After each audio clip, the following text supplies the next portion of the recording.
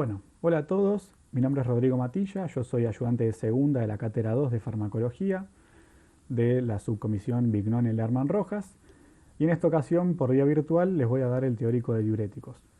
Como verán acá les puse mi mail para que cuando terminen de ver este video puedan hacerme las consultas que quieran. Bien, en cuanto al esquema de la clase, primero vamos a ver algunas generalidades y definiciones, vamos a ver cómo se clasifican los diuréticos y luego vamos a describir cada grupo de fármacos en particular, haciendo un breve repaso sobre la fisiología renal. Comencemos con algunas definiciones. Primero, ¿qué entendemos por diurético? Desde un punto de vista farmacológico, un diurético es básicamente, se puede definir como aquellos fármacos que aumentan la tasa de flujo de orina.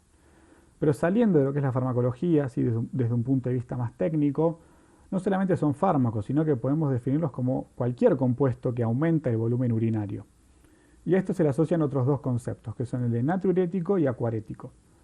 Siguiendo la misma lógica, los natriuréticos son aquellos compuestos que aumentan la excreción renal de sodio, y los acuaréticos aquellos que aumentan la excreción renal de agua libre, es decir, aguas insolutos.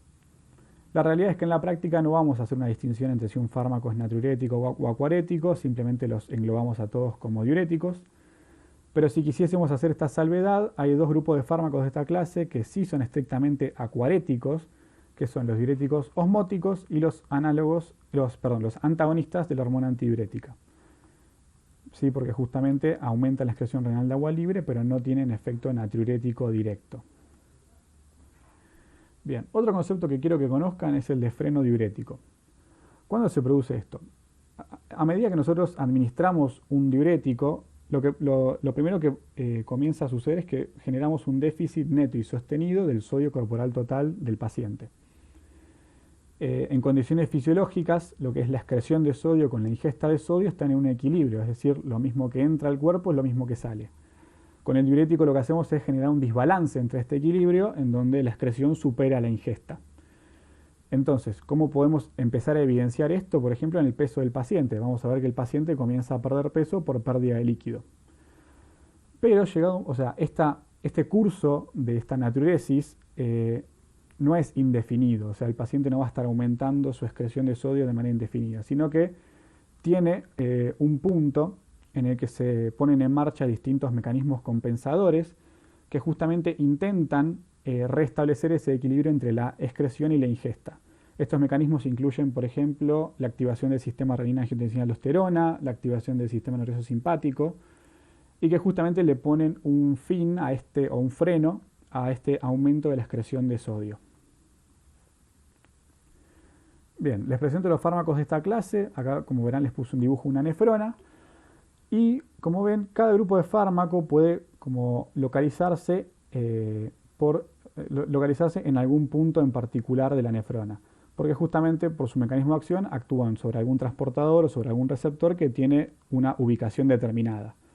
Tal es así que los inhibidores de la anhidrasa carbónica actúan más que nada en el túbulo proximal, los diuréticos de asa, como su nombre lo dice, en el asa de Henle, particularmente en la rama ascendente gruesa, las tiazidas lo hacen en el túbulo distal, los ahorradores de potasio también en el túbulo distal y en el túbulo colector en su porción cortical, y los antagonistas de la hormona antidiurética en el túbulo colector pero en su porción medular.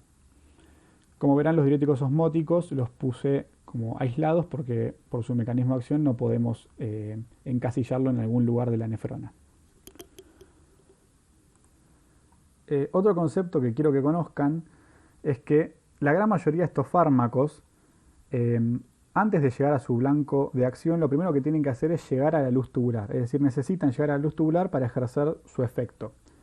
Como recordarán, todo lo que es el manejo de iones y solutos a lo largo de la nefrona se resume en tres procesos básicos, que eran la filtración, la reabsorción y la secreción. De estos tres procesos, los dos que meten cosas, por así decirlo, dentro de la luz tubular son la filtración y la secreción. Por lo tanto, estos fármacos van a tener que o filtrarse o secretarse. La gran mayoría lo que hacen es secretarse, y esto lo hacen mediante dos transportadores. Pueden utilizar el transportador de ácidos orgánicos, y esto quiero que lo recuerden porque van a ver que es un punto importante de interacciones farmacológicas. Otros fármacos lo hacen por el transportador de bases orgánicas, y por ejemplo los únicos que no se secretan son los diuréticos osmóticos, ¿sí? Porque en lugar de secretarse lo que hacen es filtrarse para llegar a la luz tubular. Bien, ¿cómo vamos a clasificar a los diuréticos? Primero podemos clasificarlos según su mecanismo de acción, que es como lo van a encontrar en la mayoría de los libros. Pero quiero hacerles hincapié en esta clasificación, que es según su eficacia diurética. Como recordarán de fármaco 1, la eficacia de un fármaco se entiende por el máximo efecto obtenible por esa droga. En el caso de la eficacia diurética, el parámetro que nos lo define es este, que es el FENA, ¿sí? O también que es la abreviación de fracción de excreción de sodio. Es decir, un diurético va a ser más eficaz cuanto más aumente la fracción de excreción de sodio. Entonces podemos dividirlos en tres grupos. Los diuréticos de eficacia alta, que aumentan el FENA en un 15% o más, y los únicos que encontramos en este grupo son los diuréticos de ASA. Los de eficacia media, sí, que aumentan el FENA entre un 5 a 10%, y los únicos son las tiazidas. Y los de eficacia baja, que aumentan el FENA como máximo un 5%, y encontramos únicamente a los ahorradores de potasio, a los osmóticos y a los inhibidores de la nitrasa carbónica. Bien, comencemos con el primer grupo de fármacos, que son los diuréticos de ASA. Como les dije, vamos a estar ubicados en lo que es la rama ascendente gruesa del ASA de Henle. Dentro de este grupo tenemos fármacos como es la furosemida, el ácido etacrínico, la bumetanida y la torsemida. De todos estos que mencioné, el único disponible en Argentina es la furosemida. Como dice acá, ¿cuál es su mecanismo de acción? Estos fármacos van a bloquear el transportador sodio-potasio 2-cloro, así que se abrevia de esta manera, NKCC2. Bien, ¿cómo era la reabsorción de sodio en esta parte de la nefrona?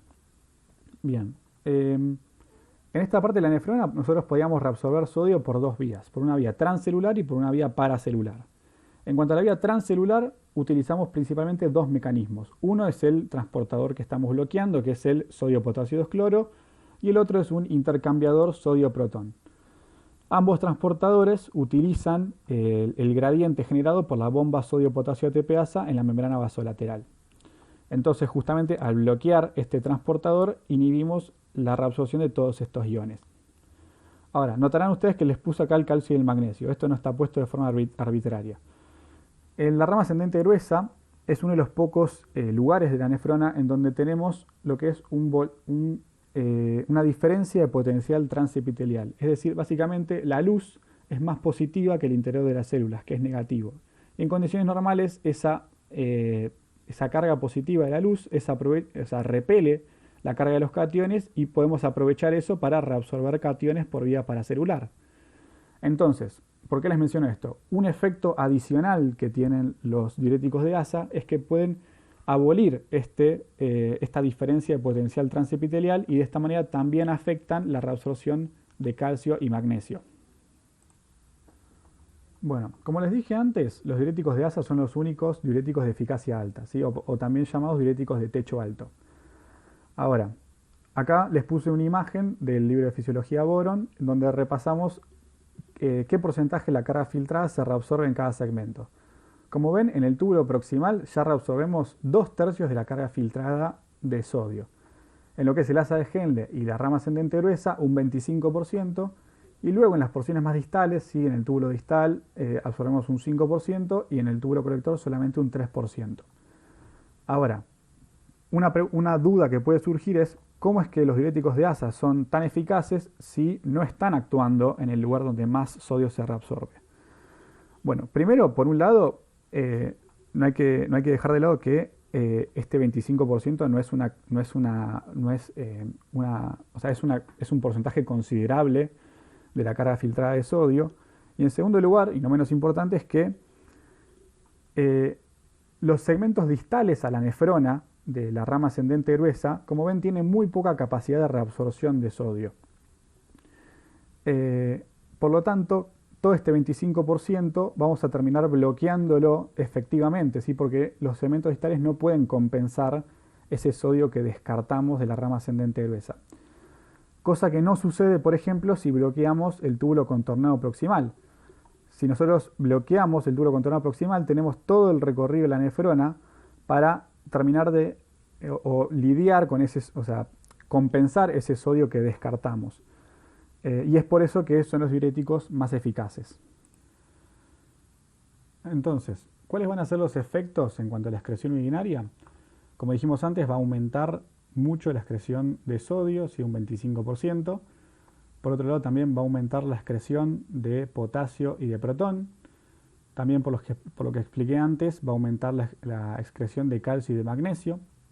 Después, una cosa que no les mencioné es que la furosemida, como tiene una acción inhibitoria débil sobre la anhidrasa carbónica, aumenta también levemente lo que es la excreción de bicarbonato y de fosfato. Si no entienden este mecanismo, no se preocupen porque lo vamos a volver a ver en inhibidores de la anhidrasa carbónica. Por otro lado, como la rama ascendente gruesa absorbe mucho más rápido solutos que agua, es uno de los segmentos que me permite concentrar la orina. Por lo tanto, al bloquear el transporte en este segmento, bloqueamos la capacidad que tiene el riñón de concentrar la orina.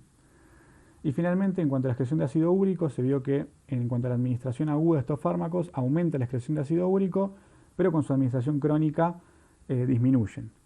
La realidad es que los efectos de los diuréticos de asa sobre la excreción de ácido úrico, creo que no se deben a un solo mecanismo, pero se piensa que uno de ellos es lo que les mencioné antes de la competencia con la secreción en el transportador de ácidos orgánicos. ¿Sí? El ácido úrico es un ácido orgánico que tiene que secretarse por ahí y por lo tanto los diuréticos de asa pueden competir a ese nivel.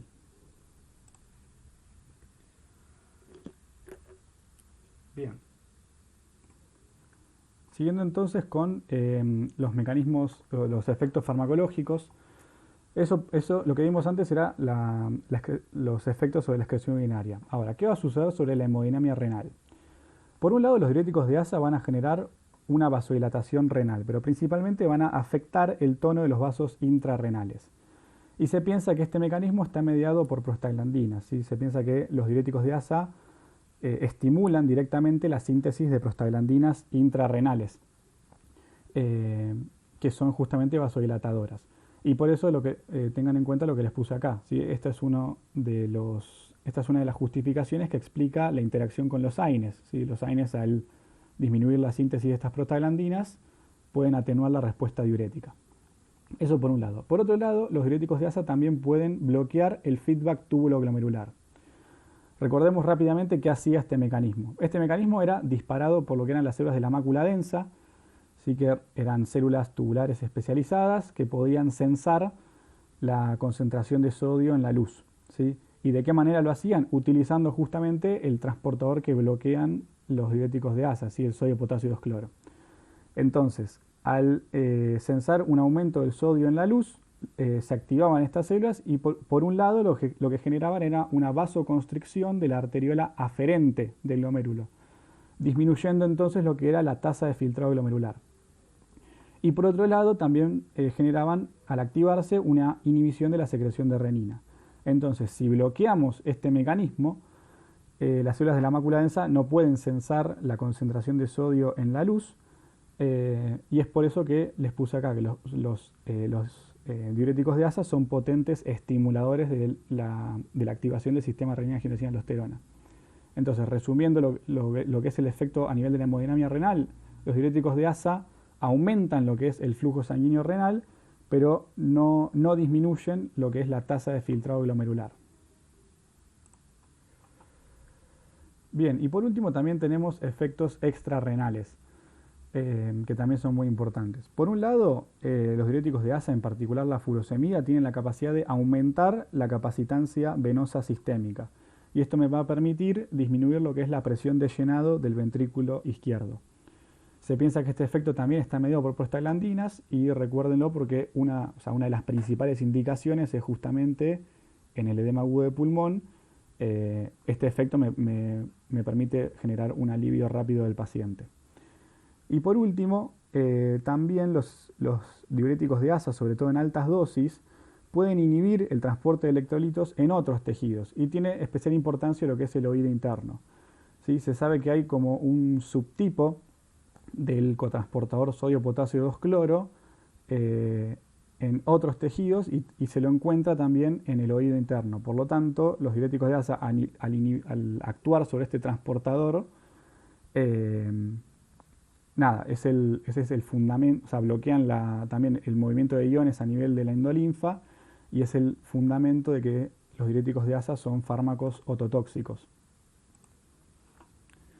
Bien, en cuanto a la farmacocinética de los diuréticos de asa, acá les armé un cuadro comparativo. Por un lado, en cuanto a la administración, la furosemida puede administrarse tanto por vía oral como por vía endovenosa. El comienzo de acción por vía oral es a los 30 minutos, en cambio por vía endovenosa es a los 2 a 5 minutos. Y en cuanto a su biodisponibilidad oral, suele ser del 60%, aunque en general es muy variable, sí puede ir desde un 10 hasta un 100%. En cambio, la bumetanida y la torsemida se caracterizan por tener biodisponibilidades orales mucho más confiables. En cuanto a la distribución, estos fármacos se caracterizan por tener una alta unión a proteínas y, como dije antes, son secretados a la luz del túbulo por el transportador de ácidos orgánicos. Ambas cosas son importantes para las interacciones. En cuanto al metabolismo de la furosemida, la realidad es que la mayoría del fármaco no se metaboliza, o sea, se excreta de manera inalterada por orina, y una parte también se metaboliza a nivel renal con ácido glucurónico y tiene una vida media corta, ¿sí?, de 1,5 horas. En contraste con la bumetanida y torsemida, que tiene metabolismo hepático, la bumetanida se elimina 62% por vía renal y 38% en el hígado, y por último la torsemida un 20% por vía renal y un 80% se metaboliza en hígado. Y bueno, algo que quiero que recuerden es que como clase los diuréticos de asa se caracterizan por tener vidas medias de eliminación cortas y además no hay disponibles preparados de liberación prolongada, así que la realidad es que estos fármacos se caracterizan por tener intervalos de dosificación bastante cortos. Bien, siguiendo con los efectos adversos, primero recuerden que la mayoría de los efectos adversos de los diuréticos de asa se van a deber a las alteraciones hidroelectrolíticas. Sí, por un lado, pueden generar un agotamiento grave de lo que es el sodio corporal total, y esto puede verse manifestado como hipotensión, ¿sí?, colapso circulatorio, puede favorecer episodios tromboembólicos. También generan hipocalemia. Esto recuerden que es un factor de riesgo para arritmias cardíacas. También generan hipocalcemia e hipomagnesemia. La hipomagnesemia también es un factor de riesgo para arritmias cardíacas. También generan alcalosis metabólica. Esto se explica porque como no estamos reabsorbiendo sodio, estamos entregando una mayor cantidad de sodio a lo que es el túbulo distal. Y esto genera que se favorezca a nivel del túbulo distal la secreción de potasio y de protón. Entonces, como aumentamos la pérdida de protón a ese nivel, puede terminar generando una alcalosis metabólica. Después, como les dije antes, son fármacos ototóxicos.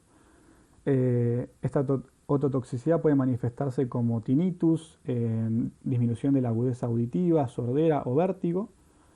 Y algo que quiero que recuerden es que esta ototoxicidad es más frecuente con la administración endovenosa rápida, ¿sí? Así que si los vamos a pasar por endovenosa, recuerden que tienen que pasarse por de manera lenta.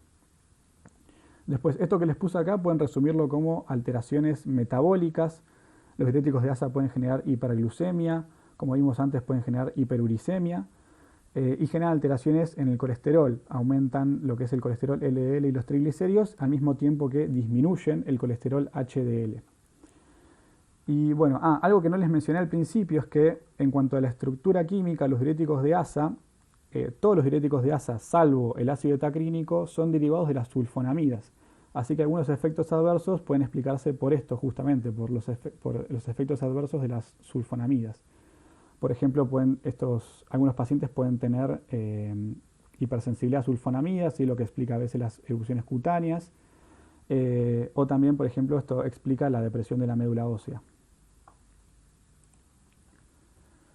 Bien, pasando a las interacciones, como ven, los diuréticos de asa tienen múltiples interacciones a distintos niveles, así que vamos a ir desglosándolas.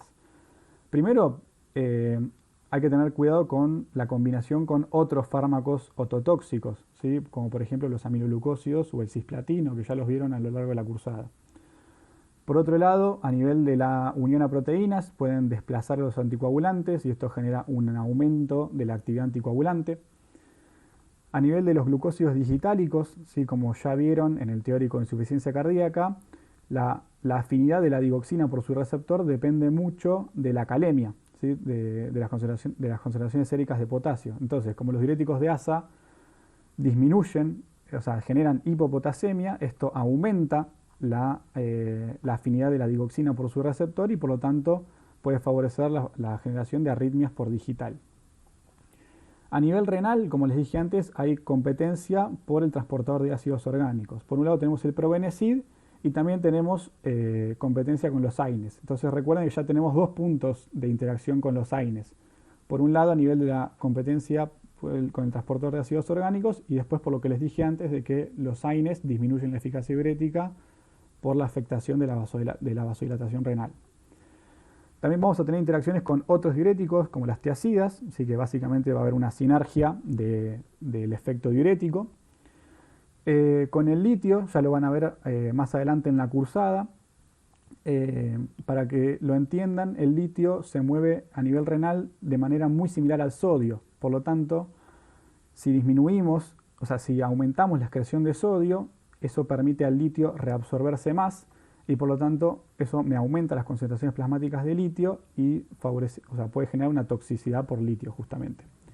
Y por último, también podemos tener interacción con las sulfonilureas. ¿Sí? Recuerden que estos son fármacos hipoglucemiantes y vimos que los diuréticos de asa son hiperglucemiantes, así que puede haber una interacción por esto. Bien, entonces, en cuanto a las contraindicaciones, van a estar contraindicados en pacientes que tengan hipersensibilidad a sulfonamidas, por lo que les expliqué antes. También están contraindicados en casos de hipovolemia o deshidratación. Están contraindicados en pacientes anúricos, y esto es importante. Los diuréticos de asa no se pueden dar en pacientes con clínicas de creatinina menor a 5 a 10 mililitros por minuto. También están contraindicados en casos de hiponatremia o hipocalemia graves. Y también están contraindicados en la lactancia. Bien, y por último, pasando a sus usos terapéuticos, como les dije antes, uno de sus principales usos de los diuréticos de asa es para el tratamiento del edema agudo de pulmón, ¿sí? Por un lado, porque genera este rápido aumento de la capacitancia venosa, sumado a la natriuresis rápida y la reducción de las presiones de llenado del ventrículo izquierdo, me permite aliviar rápidamente el edema pulmonar.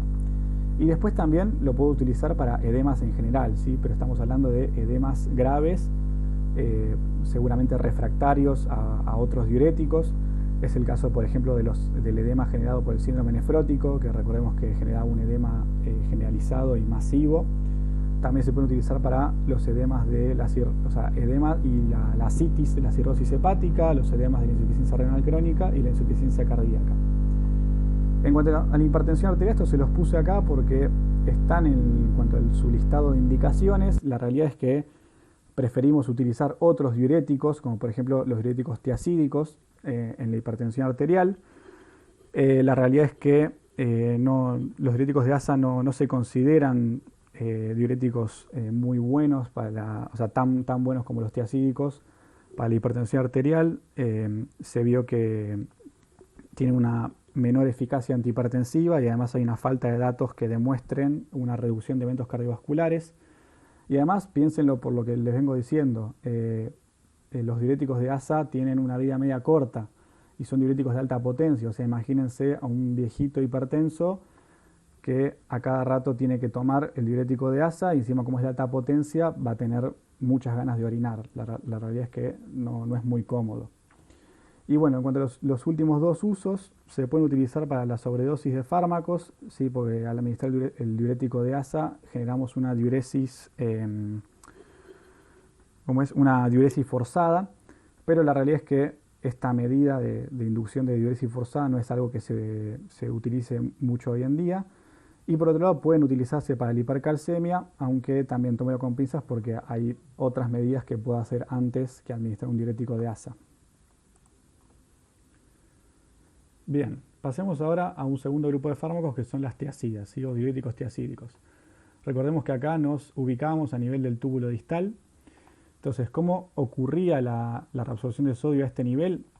Bueno, a nivel del túbulo distal la reabsorción de sodio ocurre principalmente por vía transcelular y el paso apical de la reabsorción de sodio era únicamente por este transportador que es el cotransportador sodio-cloro.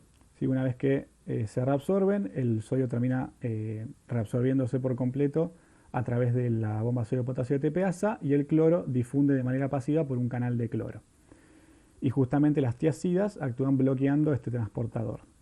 Entonces, ¿qué efectos vamos a tener a nivel de la excreción urinaria? Vamos a aumentar la excreción de sodio y de cloro, obviamente en menor medida que los diuréticos de asa. Recordemos que las tiazidas eran diuréticos de eficacia media. Vamos a aumentar la excreción de potasio y de protón.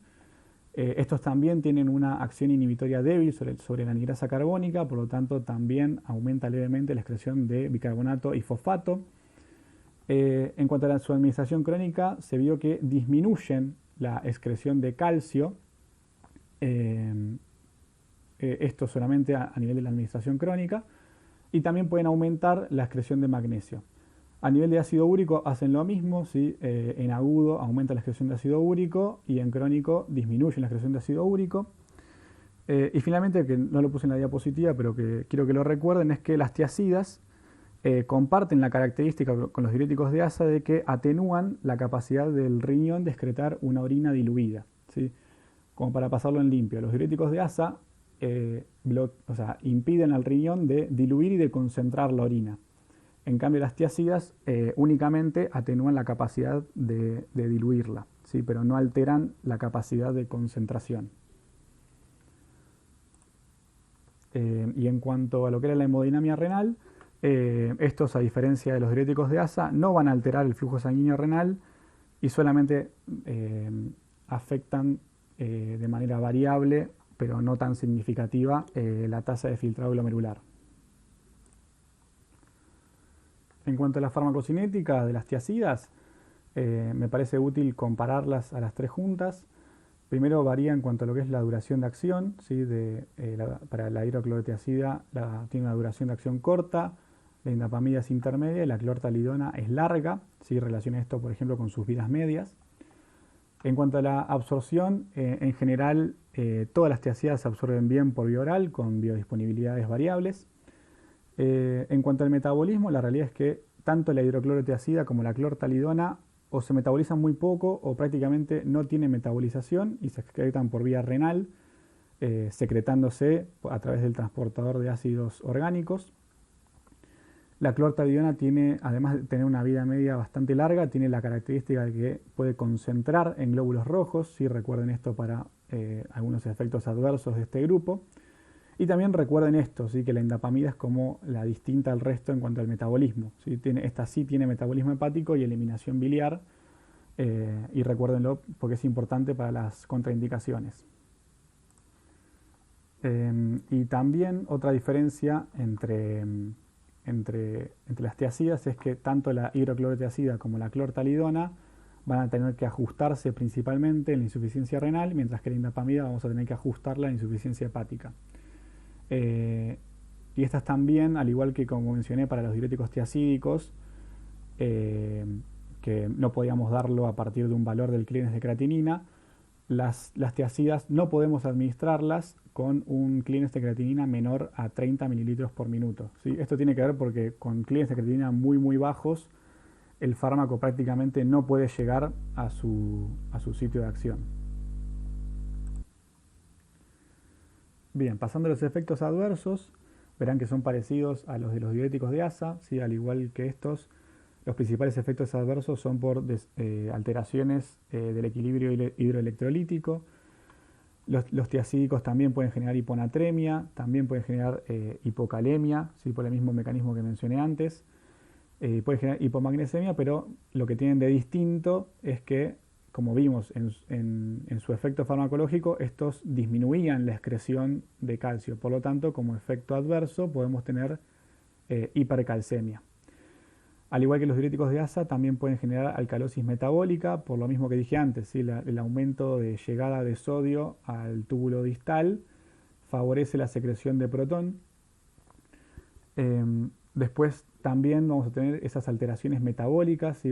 También podemos tener hiperuricemia, de vuelta por competencia a nivel de transportador de ácidos orgánicos. También se vio que los diuréticos de asa disminuyen la tolerancia a la glucosa y pueden revelar incluso una diabetes mellitus latente. Y también generan alteraciones en el colesterol, ¿sí? Aumentan el colesterol LDL, el colesterol total y los triglicéridos.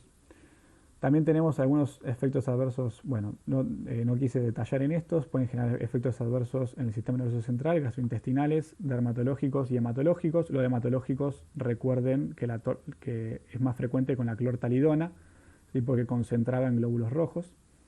También se vio que pueden generar disfunción sexual eréctil y, al igual que los diuréticos de asa, estos también tienen una estructura similar a las sulfonamidas, así que pueden desencadenar reacciones adversas por hipersensibilidad. Bien, pasando a las interacciones, se me ocurrió ordenarlas de esta manera porque me parece práctico para estudiarlas. Por un lado tenemos acá arriba las interacciones que, por un lado, o sea, las tiacidas van a aumentar la actividad de estos fármacos y van a disminuir la actividad de estos. Las tiacidas van a aumentar la actividad de los anestésicos, van a aumentar la actividad de los glucósidos digitálicos, ¿sí? por lo mismo que dije antes, como generan hipocalemia, aumentan la afinidad de la digoxina. De vuelta aparece el litio, ¿sí? Al reabsorberse mayor cantidad de litio, aumenta sus concentraciones plasmáticas. También interactúan con los diuréticos de asa por sinergia con su efecto diurético y con la vitamina D.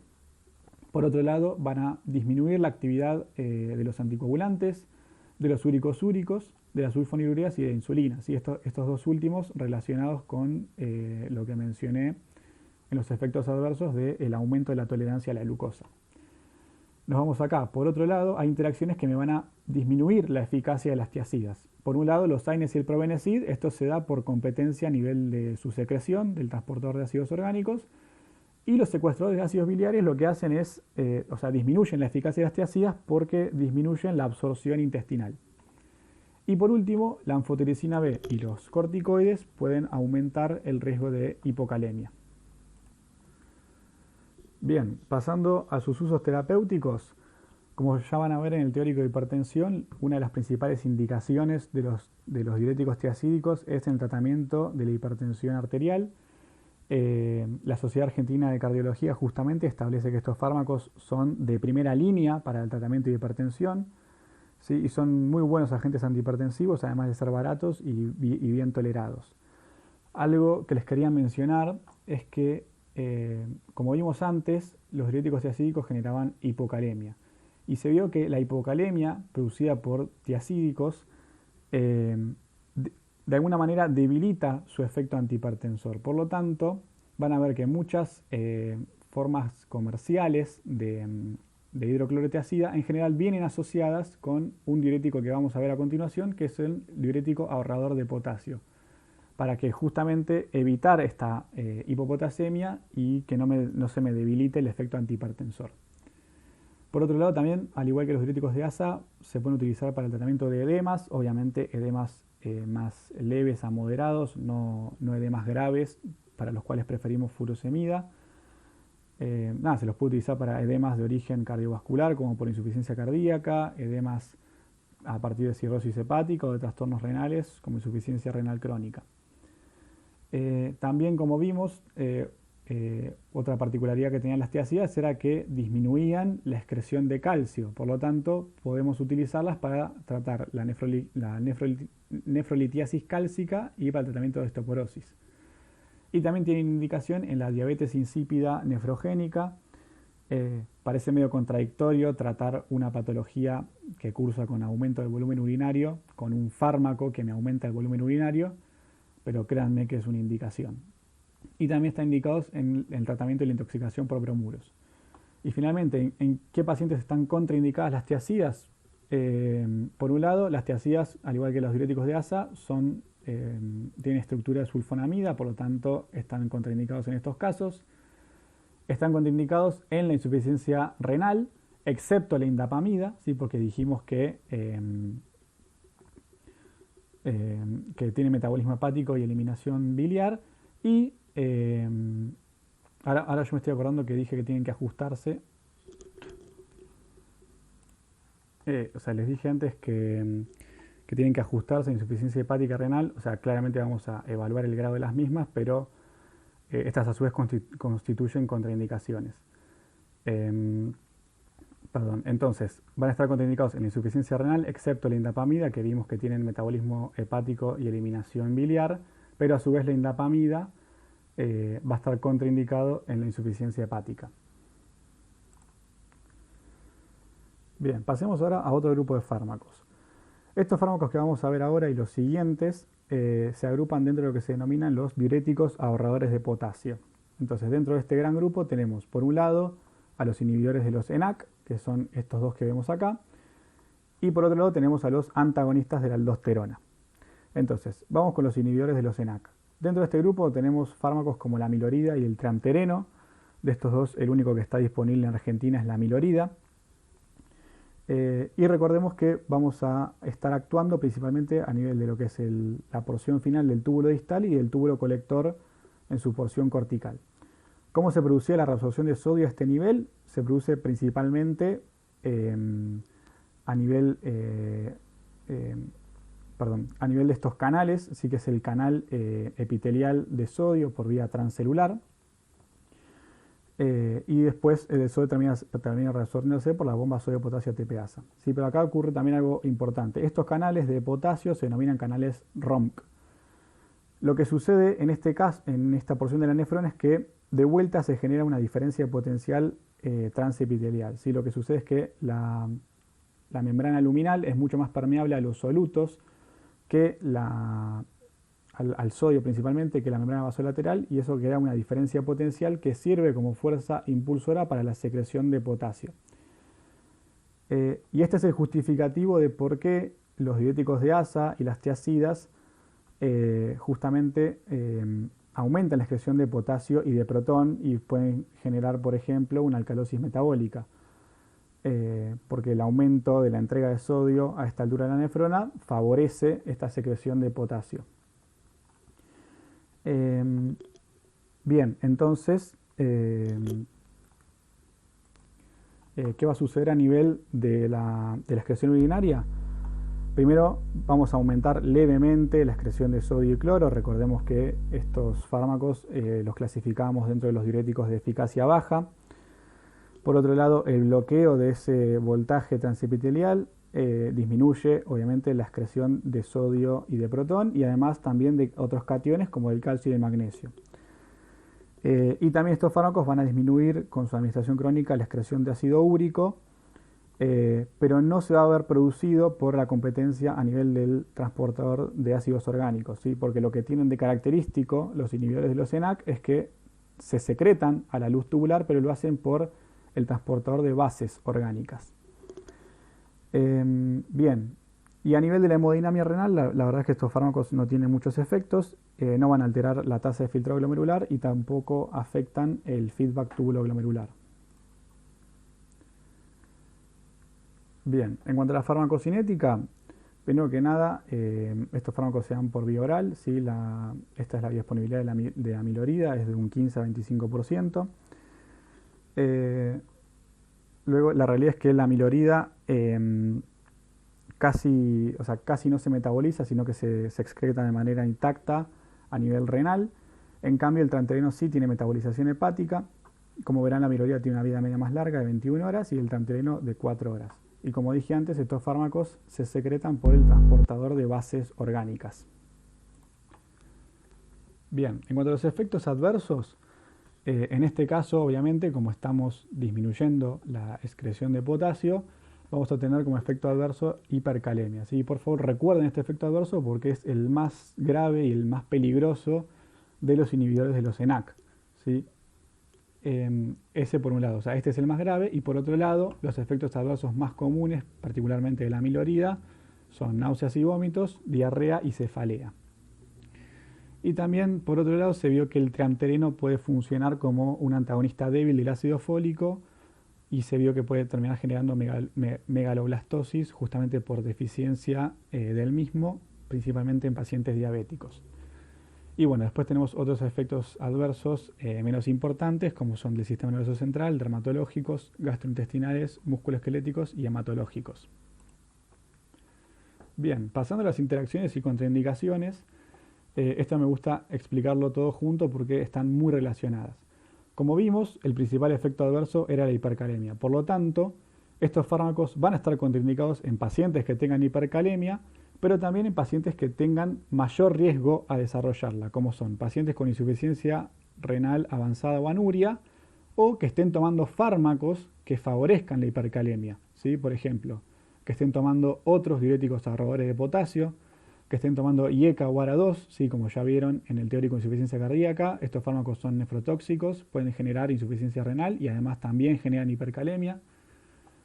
Que estén tomando obviamente suplementos de potasio, y también se ve que los AINES y la ciclosporina aumentan el riesgo de hipercalemia. Después, para terminar con las interacciones, de vuelta aparecen litio y dioxina, ¿sí? Por lo que venimos charlando. El litio, al generar hiponatremia, aumenta su reabsorción y sus concentraciones plasmáticas. Y en cuanto a la dioxina, en este caso, como estamos generando hiperpotasemia, disminuye la eficacia de la dioxina. Y bueno, para terminar con las contraindicaciones, también está contraindicado en caso de hipersensibilidad, en la lactancia y en los niños, y son categoría B en el embarazo. Bien, ahora, ¿para qué vamos a usar estos fármacos? Principalmente se los utiliza en combinación con otros diuréticos, ¿sí? Por ejemplo, como les dije antes, o sea, principalmente se los combina con diuréticos tiacídicos o con diuréticos de asa para equilibrar la hipocalemia que estos generan. Como les dije antes, es muy útil la combinación con diuréticos de asa en el tratamiento de la hipertensión, porque justamente al evitar la hipocalemia producida por tiazidas, aumentamos el efecto antihipertensor de las mismas. Así que esta es como su principal indicación. Pero también están indicados en el síndrome de Liddle, en la fibrosis quística. Acá esto no se los conté, pero hay una forma de administración de la amilorida que es aerosolizada, y esta forma de administración ha demostrado mejorar lo que es el clearance mucociliar en pacientes con fibrosis quística. Y también están indicados en la diabetes insípida nefrogénica inducida por litio. Bien, pasemos ahora al otro grupo de los fármacos ahorradores de potasio, que son los antagonistas de la aldosterona. Dentro de este grupo tenemos estos dos fármacos, que son la espironolactona y la eplerenona. Estamos ubicados en el mismo nivel, o sea, a nivel del túbulo distal y del túbulo colector en su porción cortical. Así, o sea, tenemos lo mismo. Acá tenemos el canal ENaC y el canal ROMC. Lo que sucede es que a esta altura, tanto en el túbulo distal como en el conducto colector cortical, tenemos en la membrana vasolateral los receptores de mineralocorticoides, ¿sí? Que son, o sea, tienen una alta afinidad por la aldosterona. Entonces, lo que ocurre normalmente es que la aldosterona se une a estos receptores, se internaliza el complejo aldosterona receptor, y esto termina, o sea, se dirige al núcleo, y esto termina generando una expresión de distintas proteínas que se denominan proteínas inducidas por aldosterona. En síntesis, ¿qué es lo que genera la aldosterona a este nivel? Aumenta lo que es la síntesis e incorporación en la membrana de los ENaC, aumenta la síntesis e incorporación a la membrana de la sodio-potasio ATPasa, y además aumenta la producción mitocondrial de ATP. Entonces, estos fármacos lo que hacen es generar un antagonismo competitivo de la aldosterona por su receptor. Por lo tanto, las acciones que mencioné anteriormente no se producen, o sea, no se produce la incorporación de los ENaC y no se produce la incorporación de la sodio-potasio ATPasa. Y una característica muy importante que quiero que recuerden de estos fármacos es que son los únicos diuréticos que no requieren acceso a la luz tubular para ejercer su acción, ¿sí? Porque, como verán, su blanco se encuentra en la membrana vasolateral. Y además, otra característica muy importante es que su actividad va a estar influenciada por los niveles de aldosterona endógeno, es decir, o sea, su efecto será mayor cuanto mayores sean los niveles de aldosterona endógena. Y esto es importante después porque vamos a ver algunos, o sea, se relaciona con algunos usos terapéuticos. Bien, y entonces, ¿qué va a suceder a nivel de la excreción urinaria? Bueno, como verán, prácticamente generan lo mismo que los inhibidores de los ENaC, o sea, aumentan levemente la excreción de sodio y cloro, disminuyen la excreción de potasio y de protón, disminuye la excreción de calcio y de magnesio, y disminuye la excreción de ácido úrico. A nivel de la hemodinamia renal tampoco van a tener mucho efecto y no van a alterar la tasa de filtrado glomerular. Y recuerden además esta característica de la espironolactona, que tiene afinidad por los receptores de progesterona y de andrógenos, ¿sí? Ya que esto es importante para algunos efectos adversos. Bien, en cuanto a la farmacocinética, ambas drogas se dan por vía oral, tienen biodisponibilidades similares. Como les dije antes, son los únicos diuréticos que no requieren acceso a la luz para actuar. En cuanto al metabolismo, la espironolactona se metaboliza ampliamente a nivel del hígado por procesos de desacilación. Tiene una vida media de 1,6 horas, aunque se vio que al metabolizarse genera compuestos activos que tienen vidas medias mucho más largas. Por otro lado, la eplerenona se metaboliza a nivel del hígado por el CYP3A4 con una vida media de 5 horas. Y bueno, la eplerenona se elimina únicamente por vía biliar y la espironolactona por vía renal y biliar. En cuanto a los efectos adversos de los antagonistas de la aldosterona, también, al igual que los inhibidores de los ENaC, la hipercalemia es el efecto adverso que más nos preocupa y es el principal riesgo. También pueden inducir acidosis metabólica. Y lo que les contaba antes de la espironolactona, como tiene esta afinidad por los receptores de progesterona y andrógenos, puede terminar generando ginecomastia, impotencia, disminución de la libido, irregularidades menstruales o hirsutismo. Por ejemplo, la ginecomastia ha sido reportada como que genera un alto abandono de tratamiento. También de la espironolactona, recuerden que tiene efectos adversos a nivel gastrointestinal, puede generar desde diarrea, gastritis, incluso hemorragias gástricas, y puede favorecer la formación de úlceras pépticas. Y bueno, después otros efectos adversos incluyen a nivel del sistema nervioso central, como somnolencia o confusión, y tenemos efectos adversos dermatológicos, como por ejemplo erupciones cutáneas, y pueden generar algunas discrasias sanguíneas. Bien, y por último, con cuanto a las contraindicaciones e interacciones, como verán, son muy parecidos de vuelta a los inhibidores de los ENaC, ¿sí? Como el principal efecto adverso de la hipercalemia, van a estar contraindicados en pacientes con hipercalemia o que tengan riesgo de desarrollarla, como pacientes con insuficiencia renal, o que estén tomando de vuelta los mismos fármacos, ¿sí? Fármacos que aumenten el riesgo de hipercalemia. También de vuelta aparece la interacción con el litio, y en este caso se agrega la interacción con inhibidores del CYP3A4 justamente para la eplerenona, que tenía el metabolismo por este citocromo. Y también en cuanto a las contraindicaciones, de vuelta tenemos hipersensibilidad, lactancia, en la lactancia y en los niños. Estas tienen peor recomendación en el embarazo, si son categoría D. Y en cuanto a la espironolactona, también está contraindicada en pacientes que tengan úlcera péptica. Y bueno, finalmente, en cuanto a los usos terapéuticos, por favor recuerden la importancia de los antagonistas de la aldosterona en la insuficiencia cardíaca. ¿Sí? Recuerden que son fármacos que disminuyen la mortalidad. ¿Sí? Acá para los curiosos les dejo el estudio que demostró esto. Así que este es como una de sus principales indicaciones. Y después también, como es un ahorrador de potasio, lo mismo que los anteriores, o sea, los podemos utilizar en combinación con otros diuréticos para manejar lo que es la hipocalemia. Y como les mencioné antes, que los efectos de los antagonistas de la aldosterona dependen mucho de los niveles de aldosterona endógenos, podemos utilizarla para tratar patologías asociadas al hiperaldosteronismo. ¿Sí? Por ejemplo, los antagonistas de la aldosterona son particularmente útiles en el tratamiento de la hipertensión por aldosteronismo primario y de edemas refractarios asociados al hiperaldosteronismo secundario. Bien, pasemos ahora a otro grupo de fármacos que son los inhibidores de la anhidrasa carbónica. Dentro de este grupo tenemos a fármacos como por ejemplo la cetazolamida, la diclorfenamida y la metazolamida. De estos, el único disponible en la Argentina es la acetazolamida.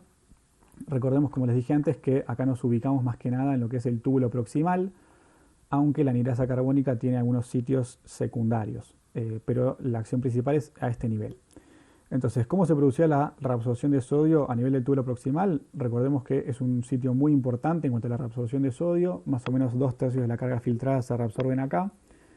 Por un lado, la captación de sodio podía acoplarse a distintos solutos, como por ejemplo podía reabsorberse junto con glucosa o junto con algunos aminoácidos. Y después un transportador muy importante para la reabsorción de sodio es el intercambiador sodio-protón de tipo 3. Bien. Bueno, como verán, acá directamente elegí agarrar una imagen del Goodman. Acá no tuve la paciencia que tuve con los otros diuréticos para armar el dibujo, porque son muchos procesos involucrados. Entonces, como dije, se filtra el sodio y lo que se va a producir es que primero se va a reabsorber al interior de la célula a través de este intercambiador sodio-protón. Y el protón es excretado a la luz. En la luz, el protón va a reaccionar con el bicarbonato filtrado a anhidro carbónico. Y recordemos que tenemos anhidrasa carbónica tanto en la luz tubular, que está asociada al ribete en cepillo, como dentro del citoplasma. Entonces, la anhidrasa carbónica de la luz lo va a descomponer en dióxido de carbono y agua. Recordemos que el dióxido de carbono se difunde fácilmente, entonces va a volver a reaccionar con el agua a través de la reacción de la anhidrasa carbónica citosólica de vuelta a anhídrido carbónico. Y la disociación de anhídrido carbónico y bicarbonato va a estar favorecida porque justamente este intercambiador mantiene bajas las concentraciones intracelulares del protón. Entonces, el efecto neto, ¿cuál es? Reabsorbimos sodio y reabsorbimos bicarbonato y ambos son reabsorbidos por este cotransportador. Entonces, ¿qué pasa cuando nosotros agregamos los inhibidores de la anhidrasa carbónica? Inhibimos ambas formas y por lo tanto inhibimos la reabsorción de sodio y bicarbonato que acabamos de generar. Y además, como mencioné antes, aunque el túbulo proximal es el sitio de acción principal de estos inhibidores, la anhidrasa carbónica también se encuentra involucrada en procesos del conducto colector, que son procesos de secreción de protones, ¿sí? Que los que se denomina secreción de ácido concentrado. ¿Sí? Y este justamente va a ser como un sitio secundario de acción de los inhibidores de la anhidrasa carbónica. Bien, ¿qué va a pasar entonces a nivel de los efectos de la excreción urinaria? Primero, como les expliqué antes, la realidad es que, o sea, si bien el túbulo proximal es un sitio en donde se absorbe mucho sodio, ¿sí? 2/3 de la carga filtrada, como les dije antes, como tenemos una gran cantidad de segmentos de la nefrona que pueden terminar reabsorbiendo ese sodio, la excreción de sodio solamente aumenta un bajo porcentaje. Lo que sí aumenta bastante es la excreción de bicarbonato. También va a aumentar mucho la secreción de potasio, ¿sí? Por el mismo mecanismo que los diuréticos de asa y los diuréticos tiacídicos. Al aumentar lo que es la entrega o la llegada de sodio al túbulo distal, eso favorecía esa diferencia de potencial transepitelial que terminaba generando la secreción de potasio. Como dije antes también, la anhidrasa carbónica está relacionada con procesos de la secreción de ácido concentrado, entonces estos procesos se van a ver inhibidos. Y también vamos a generar una inhibición de la secreción de fosfato. Entonces, esto ocurre, también a nivel del conducto colector. Entonces, uno de los efectos, una de las consecuencias que vamos a tener en la orina es que como aumentamos mucho la concentración de bicarbonato y encima inhibimos esta secreción de ácido, es que el pH urinario va a aumentar, o sea, se produce una alcalinización de la orina. Y esto es muy importante ya que uno de los principales efectos adversos de estos diuréticos es la acidosis metabólica.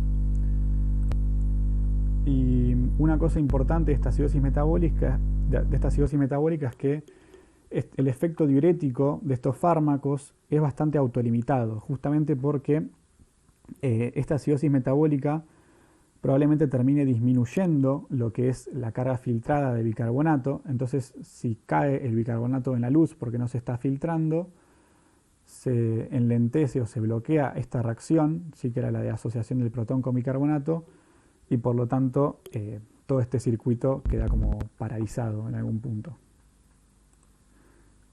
Bien, y a nivel de la hemodinamia renal, estos fármacos, a diferencia de los diuréticos de asa que bloqueaban el feedback túbulo-glomerular, los inhibidores de la anhidrasa carbónica desencadenan justamente el feedback túbulo-glomerular.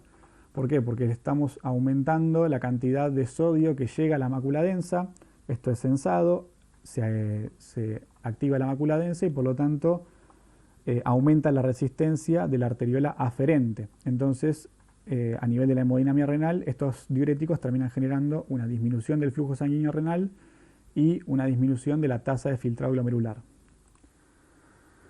Bien, y además de estos efectos renales, obviamente la anhidrasa carbónica se encuentra en otros tejidos y si la inhibimos también vamos a tener otros efectos farmacológicos. A nivel ocular, la anhidrasa carbónica está involucrada en los procesos ciliares, en lo que es la formación del humor acuoso. Por lo tanto, la inhibición de la anhidrasa carbónica disminuye la formación del humor acuoso y esto nos sirve, por ejemplo, para reducir lo que es la presión intraocular. Así que vamos a ver que es una indicación muy importante. A nivel del sistema nervioso central, se sabe que la acetazolamida causa frecuentemente parestesias y somnolencia, lo que sugiere un efecto de los inhibidores de la anhidrasa carbónica a nivel del sistema nervioso central, y justamente vamos a ver que tienen indicaciones para algunos trastornos epilépticos.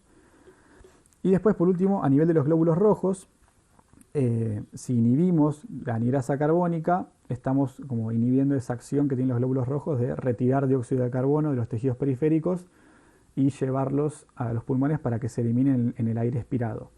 Por lo tanto, la inhibición de la anhidrasa carbónica me aumenta los niveles de dióxido de carbono en los tejidos periféricos y me termina disminuyendo la PCO2. A nivel de la farmacocinética, esto es más que nada de la acetazolamida. La acetazolamida se puede administrar por vía oral, donde tiene una muy buena biodisponibilidad, por vía endovenosa o por gotas oftálmicas, que es muy utilizado justamente por estos efectos a nivel ocular. En cuanto a su distribución, tiene un alto nivel de proteínas, un inicio de acción a los 30 minutos y se elimina principalmente por vía renal. Bien, en cuanto a los efectos adversos, la realidad es que la mayoría de los efectos adversos, contraindicaciones e interacciones de estos fármacos están relacionados con la alcalinización de la orina y la acidosis metabólica que generan. Por ejemplo, esto a su vez tiene otras consecuencias, como por ejemplo pueden generar una desviación de lo que es el amoníaco que se forma a nivel renal y en lugar de excretarlo en la orina, que pase la circulación sistémica y por lo tanto este proceso puede inducir o empeorar una encefalopatía hepática. A su vez, la alcalinización de la orina favorece la precipitación, más que nada de sales como de fosfato de calcio, lo que puede predisponer a la nefrolitiasis. Y además, si el paciente tenía alguna alteración de su estado ácido-base, como por ejemplo una acidosis metabólica o respiratoria, pueden empeorarla.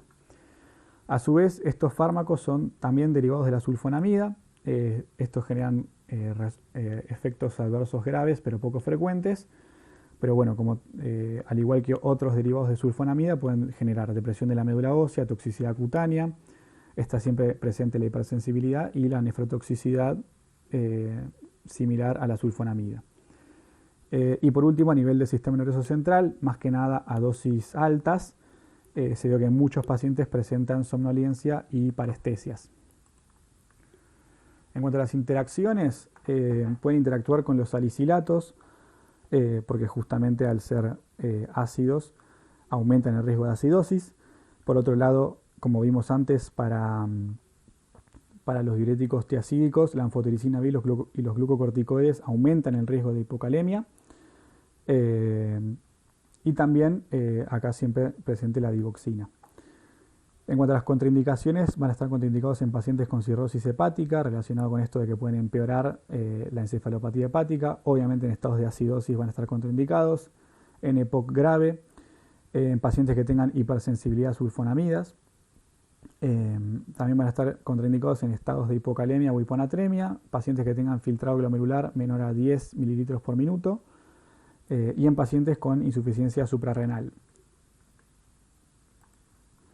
Bien, y por último, en cuanto a los usos terapéuticos de estos fármacos, como verán acá, la mayoría de las indicaciones son por acciones extrarrenales. Entonces quiero hacerles una aclaración. La realidad es que en cuanto al uso como diuréticos de los inhibidores de la anhidrasa carbónica, primero que nada, como agentes únicos, su eficacia es muy baja. Se vio que, leí que podrían llegar a combinarse con otros diuréticos en algunos casos para aumentar un poco más la natriuresis, la respuesta natriurética. Pero la realidad es que la utilidad a largo plazo de estos fármacos va a estar muy comprometida por este desarrollo de la acidosis metabólica. Es así que una de sus principales indicaciones, quizás la principal indicación de la acetazolamida y de otros inhibidores, es el glaucoma de ángulo abierto, justamente por este efecto que tienen de disminuir la presión intraocular. Y los vamos a utilizar, obviamente, como gotas oftálmicas. No solamente se utiliza como tratamiento, sino que también se puede utilizar de manera preoperatoria para disminuir la presión intraocular antes de la cirugía. Después, por los efectos a nivel del sistema nervioso central, se vio que pueden utilizarse, la acetazolamida creo que está indicada para el tratamiento de las crisis de ausencia. También se pueden utilizar en lo que es las enfermedades por gran altura o mal de montaña. Y también los inhibidores de la anhidrasa carbónica podrían ser útiles, llegado el caso, para corregir una alcalosis metabólica.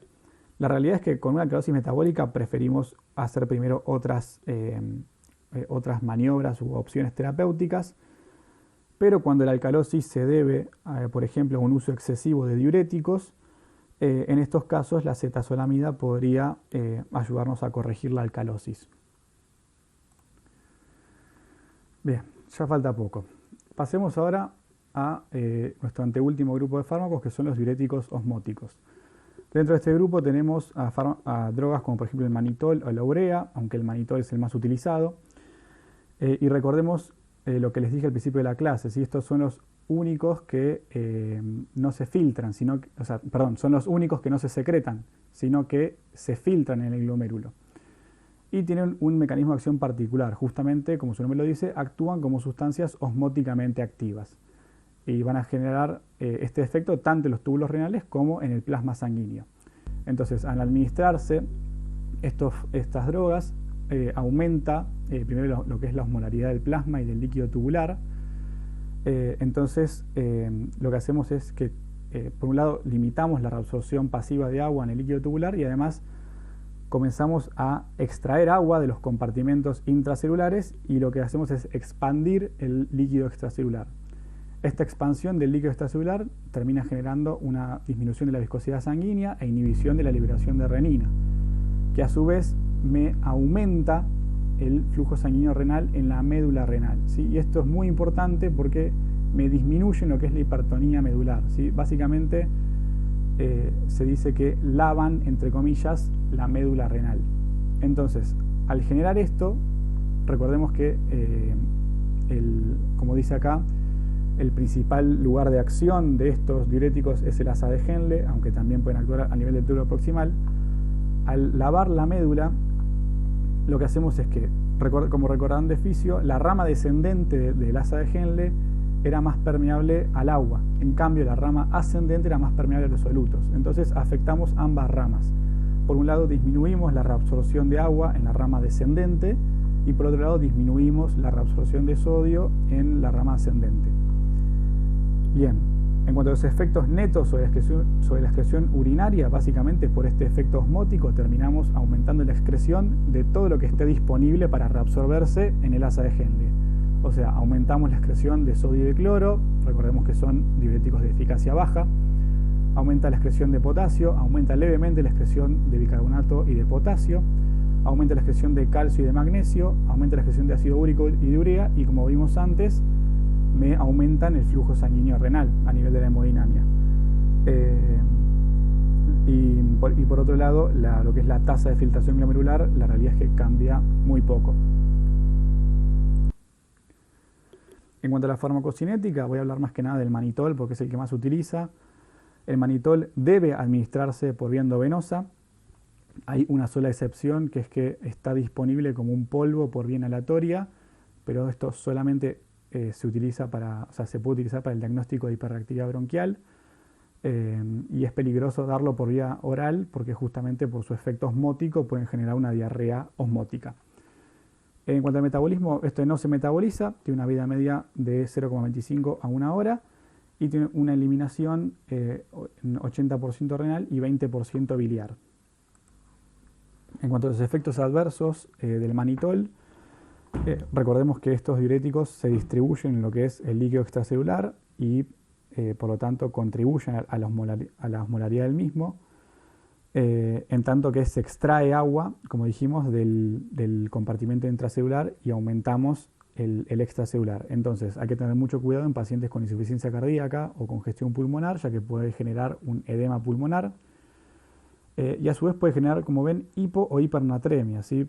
Por la misma extracción de agua del compartimento intracelular y expansión del extracelular, diluimos lo que tenemos en el plasma, por lo tanto generamos hiponatremia dilucional, o viceversa, por una pérdida excesiva de agua por sobre la pérdida de electrolitos, puede generar una hipernatremia y deshidratación.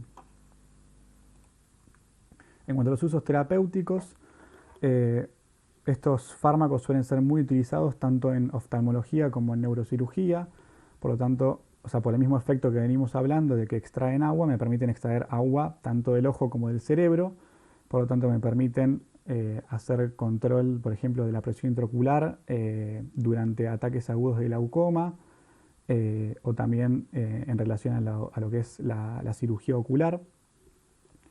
Y por otro lado, como dije, es muy utilizado en neurocirugía para reducir, por ejemplo, lo que es el edema cerebral, tanto antes y después de la neurocirugía, y también es muy utilizado para controlar la presión intracraneal en pacientes que tuvieron un TEC, ¿sí? Un traumatismo encefalocraneal.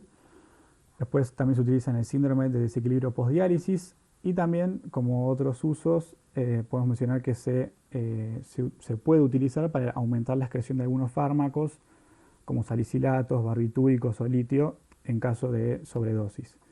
Y acá no lo puse, pero lo mencioné antes en la farmacocinética, que se puede utilizar el manitol por vía inhalatoria para el diagnóstico de hiperactividad bronquial. Y en cuanto a las contraindicaciones, bueno, obviamente está contraindicado en pacientes con insuficiencia renal anúricos, pacientes con sangrado craneal activo, en estados de deshidratación, obviamente, y en pacientes con congestión pulmonar o edema agudo de pulmón.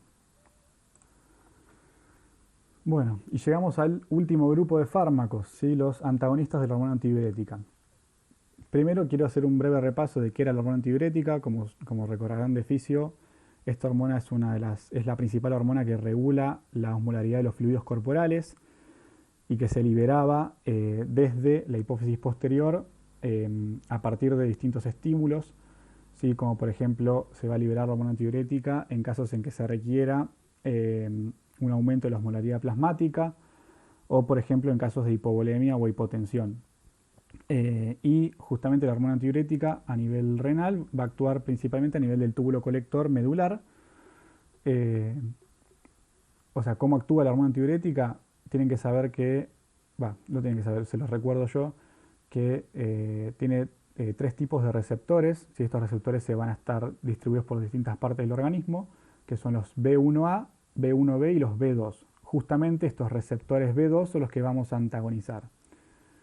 Entonces, estos receptores B2 son los que se localizan en las células del conducto colector y al unirse a la hormona antidiurética a estos receptores, se activa un sistema de señalización intracelular que termina generando una inserción de vesículas que contienen canales de agua, ¿sí? En la membrana luminal, entre ellas acuaporinas, y por lo tanto aumenta en gran medida la permeabilidad al agua, ¿sí? Entonces, mediante la acción de la antidiurética favorecemos la reabsorción de agua libre.